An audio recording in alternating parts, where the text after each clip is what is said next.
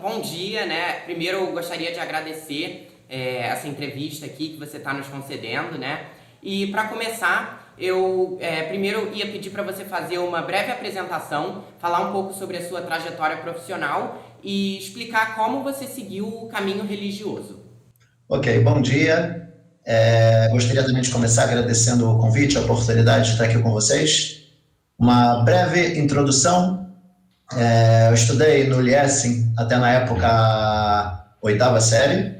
Depois eu saí, eu fui para o Hort do Hort. De repente, eu com alguns amigos, a gente acabou resolvendo que a gente queria conhecer de uma forma um pouco mais profunda o judaísmo.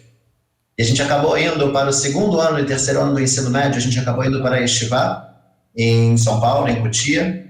E foi uma coisa que a gente gostou muito. E a partir desse momento eu decidi que eu queria ter a minha vida profissional junto com a minha vida também, tanto a parte religiosa quanto a parte profissional. Estudo de Torá junto com uma profissão. Passei um ano em Israel me aprofundando mais no judaísmo. Voltei para o Brasil para fazer a faculdade. Na época eu fiz na Mackenzie, Sistemas de Informação. Lembro que eu estava querendo alguma coisa um pouco mais forte no ponto de vista profissional. E aí foi quando eu decidi que eu iria para Israel para continuar a minha faculdade lá, junto com a parte também do estudo de Torá numa yeshiva. Eu cheguei lá, realmente foi numa yeshiva incrível, o lugar era realmente maravilhoso, uma família e um estudo de uma forma muito profunda e muito interessante, ao mesmo tempo que, infelizmente, começou a ter muitos atentados terroristas em Israel.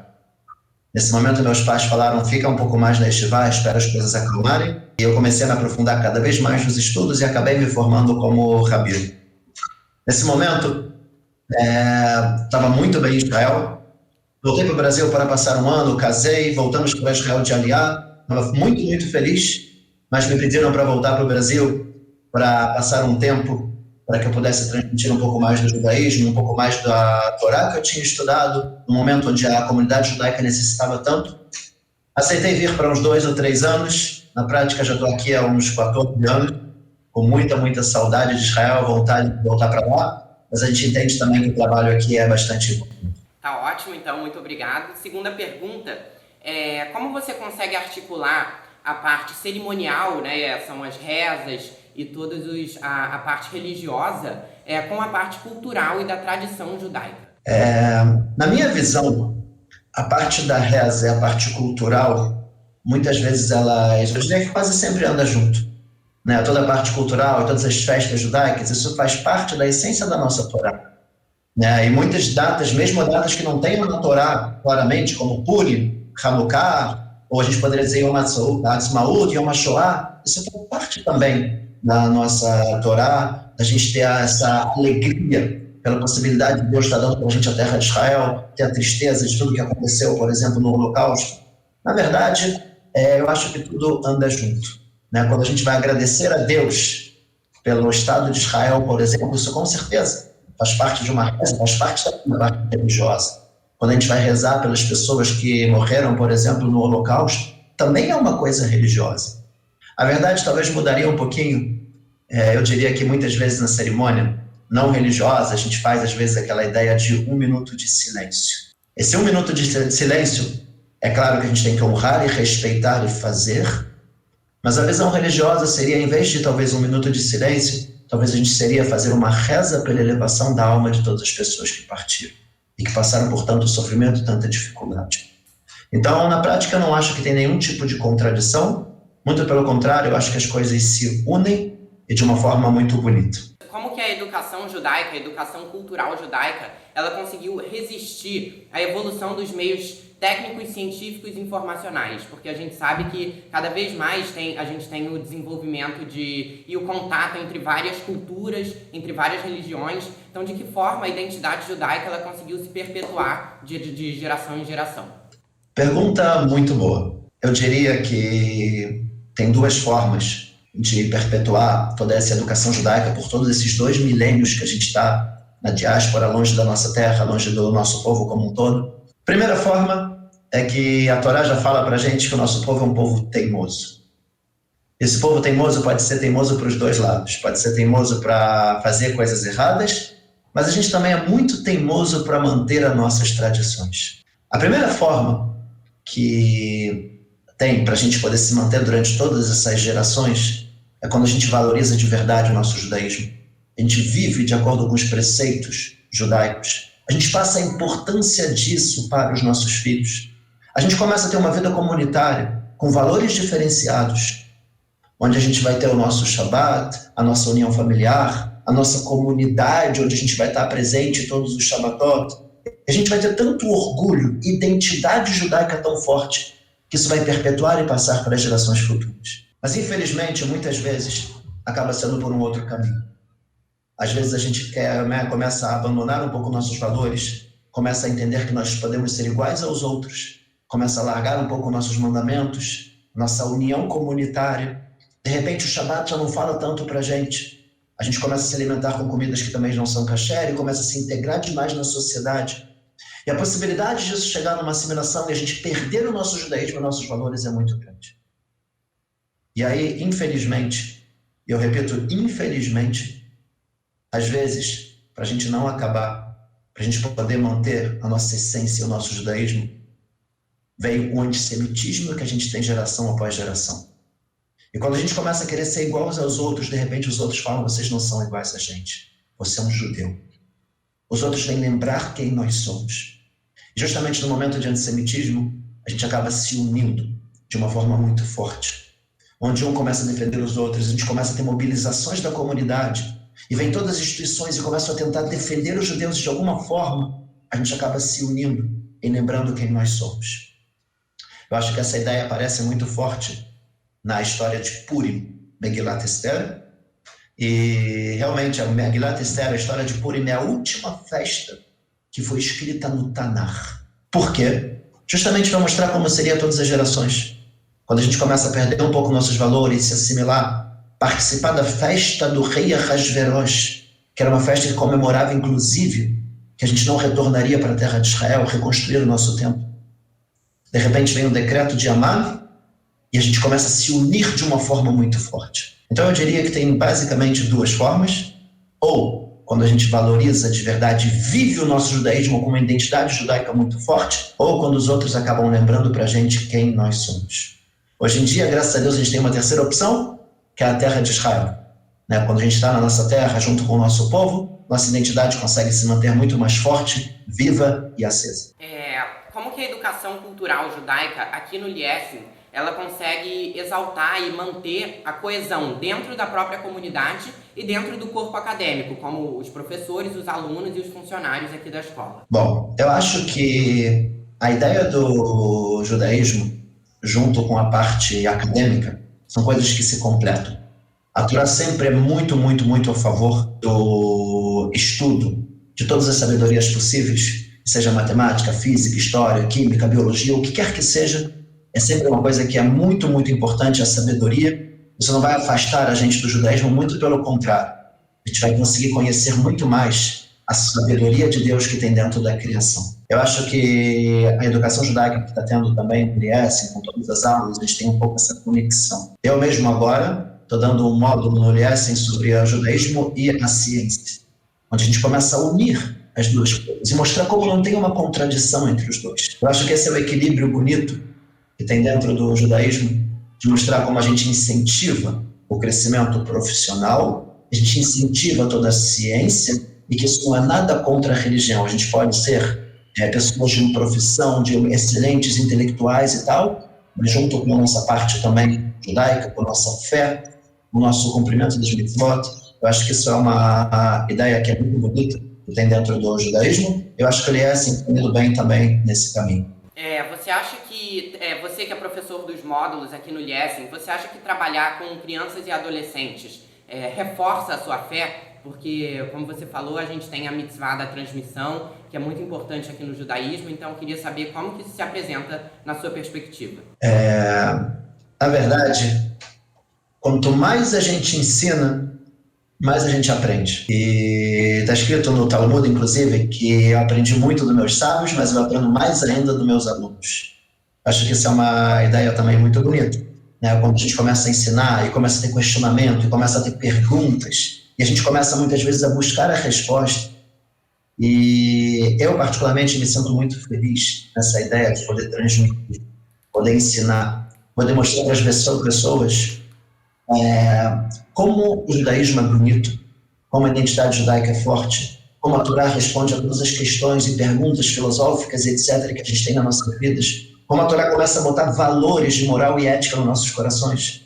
Então, quanto mais a gente ensina e passa isso, mais a gente está cumprindo um mandamento muito bonito da Torá, que é amar ao próximo como a si mesmo. Da mesma forma que esses valores são valores que me fizeram muito bem, me fizeram crescer como pessoa. Eu acho que esses valores também, quando a gente transmite, pode passar isso para os outros, cumprindo um mandamento tão bonito de passar esses valores também para outras pessoas, tentando construir uma sociedade melhor. Isso com certeza é uma coisa que completa a gente no nosso sentimento espiritual, na nossa vontade de dar, de contribuir, de fazer o bem, que é um dos princípios básicos também do judaísmo.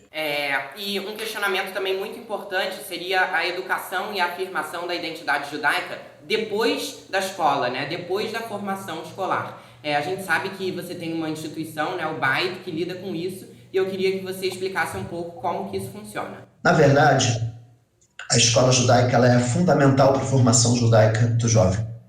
Ele começa a ter a identidade judaica, começa a aprender sobre o judaísmo, começa a entender. O problema é o que acontece depois. A gente ainda tem os movimentos juvenis que mantêm um pouco essa conexão forte com o judaísmo, mas chega um momento que a escola acabou, que o movimento juvenil acabou.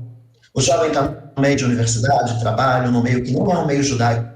E a conexão que tem com a comunidade acaba sendo muito, muito pequena. E esse foi o motivo que a gente começou também com o BAIT, vendo essa fraqueza que tem na comunidade, justamente nessa idade, que é uma idade também bastante crítica, a gente tentar manter e continuar essa conexão com o judaísmo. Aproveitar toda a semente que foi plantada pelas escolas, pelos movimentos juvenis e fazer transformar numa grande árvore, trazendo sempre a ideia do conhecimento, da alegria que tem dentro do judaísmo.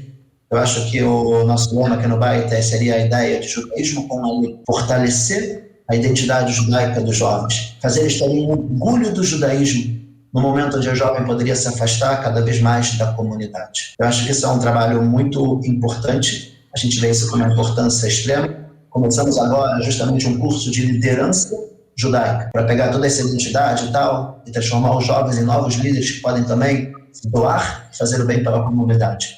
Então, eu acho que é fundamental ter um trabalho de continuidade. Não parar nas escolas judaicas, mas continuar depois, e assim continuando e fortalecendo o judaísmo durante todas as etapas da vida das pessoas. Como que acontece uma comunicação sua entre os diferentes grupos dentro da nossa comunidade judaica? A gente sabe que você transmite, né, os nossos valores para crianças, você transmite para os jovens, você conversa com os rabinos, né? Então, como que essa comunicação ocorre para você? Ok, pergunta boa. Na verdade, a Torá, eu diria que é um livro incrível, talvez um dos únicos livros que é para todas as idades. A gente vai pegar a mesma Torá com as mesmas historinhas de Adão, Havá, nossos patriarcas, Abraão, Yitzhak, Yaakov, Moshe, a saída do Egito. A gente ensina para as crianças, a gente vai estudando uma vida inteira, todos os anos lendo o mesmo livro e sempre com novidades. Eu mesmo comecei a todos os anos estudar a Torá com uma explicação diferente, realmente é impressionante. Até mesmo o Zohar, a Kabbalah, é baseado nas parashiot que a gente tem, nas porções que a gente tem da leitura semanal da Torá. Então, na verdade, a gente começa de uma forma muito simples e superficial, e conforme o jovem vai crescendo, a gente vai mudando e explicando de uma forma muito mais bonita e profunda. A Torá foi escrita para todas as idades. E por isso eu acho muito importante, quando a gente tem alguma questão, alguma pergunta, alguma coisa que a gente acha estranho dentro da Torá, que a gente possa sempre questionar e perguntar, que a gente sempre vai encontrar alguma resposta muito bonita, profunda e interessante. Tá ótimo. Então, eu gostaria de saber agora como você define a fé, a educação e como isso aborda, né, as suas realizações profissionais e pessoais dentro do âmbito judaico. Ok. O Rav Kook, ele fala que todos os mandamentos da Torá estão associadas à moral e ética. Ou seja, na verdade, toda a fé, a religião, a Torá, ela vem trabalhar justamente a nossa educação, a nossa formação como seres humanos, como podemos ser pessoas melhores. Eu acho que isso é muito importante no mundo que a gente vive, onde é um mundo onde os valores estão muito trocados. Às vezes a pessoa, quando ela é como uma pessoa honesta, às vezes é vista como uma pessoa otária, às vezes a pessoa, quando é uma pessoa que é corrupta, é vista como espertinho. Justamente a Torá, ela vem mudar isso. Ela vem mostrar quais são os valores verdadeiros que Deus quer colocar para a gente nas nossas vidas, como a gente pode trabalhar nossas características internas, a humildade, a bondade, um bom coração, que a gente possa sempre fazer o bem, sempre tentar trabalhar esse nível de moral e ética, e para isso que tem os mandamentos da Torá. A ideia da Torá é que atrás das ações vai o coração, ou seja, muitos mandamentos práticos para que a gente possa transformar os nossos corações, sermos pessoas melhores, evoluirmos como seres humanos. Eu acho que isso é exatamente a conexão dos dois. O judaísmo, a Torá, a nossa fé, é o que vai transformar a gente em pessoas melhores. Ótimo, então agora a última pergunta para finalizar. Eu gostaria que você falasse o quão importante é a união, né, e a nossa resistência judaica nesse mundo atual que a gente vive agora. Pergunta importantíssima. Eu acho que a união seria talvez o principal. Só que para a gente poder ter essa união, a gente precisa ter a nossa identidade. Para fortalecer nossa identidade, a gente precisa também de uma educação judaica sólida. Precisamos da escola, precisamos dos movimentos juvenis, precisamos do Bait, precisamos de um máximo de conexão que a gente possa ter comunitária. Porque é justamente através da união que a gente consegue se manter, que a gente luta contra a assimilação, que a gente consegue manter as nossas tradições e os nossos valores. Eu acho que isso é fundamental. Então, para a gente poder ter uma continuidade judaica, para que nossos filhos e netos possam se manter nesse caminho, é importante que a gente tenha a nossa educação, o nosso estudo, é importante que a gente tenha a nossa união comunitária. E por isso está escrito, inclusive, que o Shabat é um dos mandamentos que mais manteve nosso povo por todas as gerações. Porque justamente no Shabat é o momento onde a gente vai ter uma união familiar em nossas casas, todos juntos, sem a tecnologia, a televisão, a internet, nada que vai atrapalhar. Justamente o Shabat que vai trazer a nossa união comunitária, onde a gente vai chamar os amigos para nossas casas, nas refeições de Shabat, onde a gente pode ir para a sinagoga, encontrar com a comunidade como um todo. Eu acho que sempre esse trabalho é o principal. A gente tem uma união também, não somente física, mas também de valores. Uma união com a identidade judaica, uma união com as festas judaicas, uma união com a educação judaica, e assim a gente pode se manter firme e forte como um povo. Muito obrigado pela entrevista, foi ótimo. Agradecemos muito aqui e é isso, terminamos aqui. Eu que agradeço, tudo de bom, um grande abraço. Obrigado. E nada, tudo de bom. Tchau, tchau. Tchau, tchau.